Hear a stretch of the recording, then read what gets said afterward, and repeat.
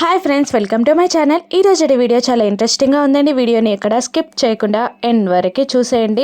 Sarayu PA ద్వారా నిజం తెలుసుకున్న లక్ష్మీ జయదేవ్ నందన్లు హడావుడిగా ఇంటికి వస్తారు. ఇక మిత్ర వాళ్ళిద్దరినీ చూసి మామ కోడళ్ళు ఎక్కడికి వెళ్ళారు, ఎక్కడ ఇన్వెస్టిగేషన్ చేసి వస్తున్నారు అని అడుగుతూ ఉంటాడు మిత్ర. ఇక జయదేవ్ నందన్, నీ కళ్ళు తెరిపించడానికి నువ్వు నమ్మిన వాళ్ళు నిన్నెంత మోసం చేస్తున్నారో నీకు తెలియజేయడానికి వెళ్ళాంరా అని అంటుంటాడు జయదేవ్ నందన్. ఇక మిత్ర ఆశ్చర్యంగా చూస్తూ ఉండగా ఇక లక్ష్మి కూడా ఏమాత్రం తగ్గకుండా మనీషాని కోపంగా చూస్తూ ఉంటుంది. ఎవరి గుచ్చి మీరు చెప్తున్నారు అని మిత్ర అడుగుతూ ఉండగా, ఇంకెవరి గుచ్చి, ఈ నంగనాచి మనీషా గుచ్చి, తిన్నింటి వాసాలు లెక్కబెట్టే ఈ మహాతల్లి గుచ్చి, నమ్మిన వాళ్ళనే మోసం చేసే నమ్మక ద్రోహి గుచ్చి అని మనీషా గుచ్చి లక్ష్మి చెప్తూ ఉండగా, మనీషా మిత్రాన్ని తప్పించి ముందుకు వచ్చి, ఏ లక్ష్మి, నా గుచ్చి తప్పుగా మాట్లాడమంటే నేను ఊరుకోను అని అంటుండగా, ఛీ, నీతో మాటలేంటే ఇంకా నాకు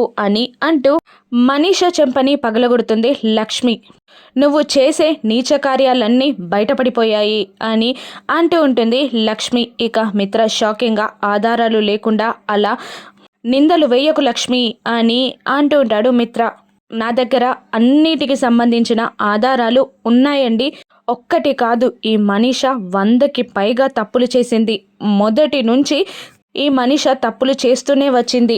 కంపెనీని మన నుండి లాక్కోవడానికి ట్రై చేసింది. సరియుతో చేతులు కలిపింది. మన షేర్ హోల్డర్స్ అందరూ సరియు వైపు వెళ్ళేలా చేసింది.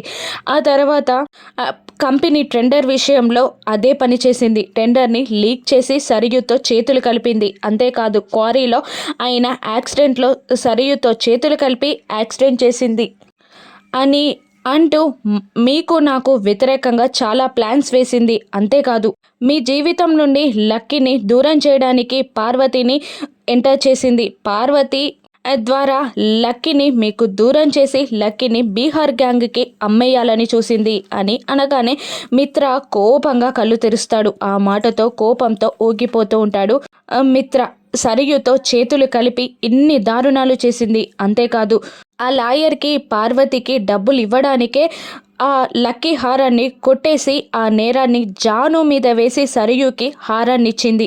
అంతేకాదు, ఆ సరియు ఎవరో కాదు, మనీషా ఫ్రెండే. ఇద్దరూ కలిసే ఇదంతా చేశారు అని లక్ష్మి అంటూ ఉండగా ఇక మనీషా మిత్ర ముందుకు వచ్చి, ఇవన్నీ కావాలని నా మీద నిందలు వేస్తున్నారు మిత్ర, ప్లీజ్ నమ్మకు, వీళ్ళు చెప్పేదాన్ని అబద్ధాలు అని మనీషా అంటూ ఉండగా, ఏంటి అబద్ధాలేంటి అని జయదేవ్ నందన్ అంటూ, సరియు పిఏ మా దగ్గర మొత్తం నిజం చెప్పేశాడు, వీడియో ప్రూఫ్ కూడా ఉంది అని అంటూ లక్ష్మి ఆ వీడియో ప్రూఫ్ని కూడా మిత్రకి చూపించగానే ఆ వీడియోని చూసి షాక్ అయి కోపంగా చూస్తూ ఉంటాడు మనీషాని మిత్ర. ఇక లేదు, ఇదంతా అబద్ధం, కావాలనే నన్ను ఈ కుట్రలో ఇరికిస్తున్నారు, దీనికి తోడు ఈ ముసలోడు మైండ్ పనిచేయక ఇలా చేస్తున్నాడు అని జయదేవ్ నందన్ని మనీషా అనగానే, మనీషా అన్న మాటకు మిత్ర కోపంతో రగిలిపోతూ మనీషా చెంపని పగలగొడతాడు మిత్ర. మిత్ర, నన్ను నువ్వు కొట్టావా అని అంటుండగా, కొట్టడం కాదు, చంపేస్తా, మా నాన్నని ఇంకో మాట అన్నావంటే నేను నిన్ను చంపేస్తా, తప్పులు చేసేదాన్ని చేసి ఇంత దిగజారిపోతావా, నన్ను నమ్ముకున్న లక్ష్మిని కాదని నిన్ను పెళ్లి చేసుకుందాం అనుకున్నాను, లక్ష్మిని పెళ్లి చేసుకోవడమే తప్పనుకున్నాను, కానీ నిన్ను ప్రేమించడమే పెద్ద తప్పని ఈరోజు తెలిసింది నాకు.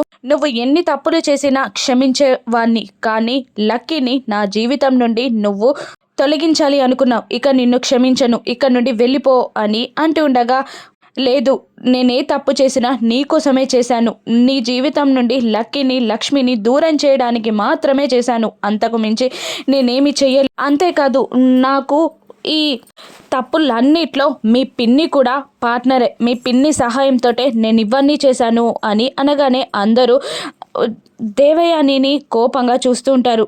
ఏం మాట్లాడుతున్నావు అని అంటూ, మనీషా చెప్పేదాన్ని అబద్ధాలు, నాకేం సంబంధం లేదు అని దేవయాని అంటూ ఉండగా, మీరు అబద్ధాలు చెప్తే ఇక్కడ ఎవరు నమ్మరంటీ, మీరు నా పార్టీ అని ఇక్కడ అందరికీ తెలుసు అని మనీషా అనగానే ఇక దేవయాని జయదేవ్ నందన్ దగ్గరికి వెళ్ళి 2 చేతులెత్తి దండం పెడుతూ, ప్లీజ్ బావగారు, తప్పు చేశాను, నన్ను క్షమించండి అని అడుగుతుంటుంది. ఇక లక్ష్మి వైపు తిరిగి ఇలా అంటుంటుంది, నాకు ఇష్టం లేని కోడలొచ్చిందనే తప్ప నీ మీద నాకేం పగలేదు లక్ష్మి, నా గుచ్చి నువ్వు నమ్మవా అని లక్ష్మిని బ్రతిలాడుతూ మిత్ర వైపు తిరిగి, నా కొడుకు మీదున్న ప్రేమే తప్ప నీ మీద నాకు పగలేదు మిత్ర, నేనేం చెయ్యలేదు, నన్ను క్షమించు అని 2 చేతులెత్తి దండం పెట్టగానే, మీరెంత వేడుకున్న శిక్ష మీకు నాకు ఇద్దరికి పడుతుందాంటీ అని మనీష అంటుండగా మిత్ర కోపంగా, పిన్ని మా ఫ్యామిలీ కాబట్టి మేం ఖచ్చితంగా క్షమిస్తాం, నువ్వు మాత్రమే శిక్ష అనుభవిస్తావు అని అంటూ మనీష మెడ పట్టుకొని మిత్ర బయటికి గెంటేస్తాడు. మనీష వెళ్ళి కింద పడిపోతుంది గుమ్మం బయట. ఇక ఒక్కసారిగా మనీష ఉలిక్కిపడి దేవయాని భుజం పట్టుకుంటుంది. ఏంటి మిత్ర నిండు ఇంటి నుండి గెంటేసినట్టు కలకన్నావా అని దేవయాని అడుగుతుండగా, అంత కరెక్ట్గా ఎలా చెప్పారాంటీ అని మనీష అడుగుతూ ఉంటుంది.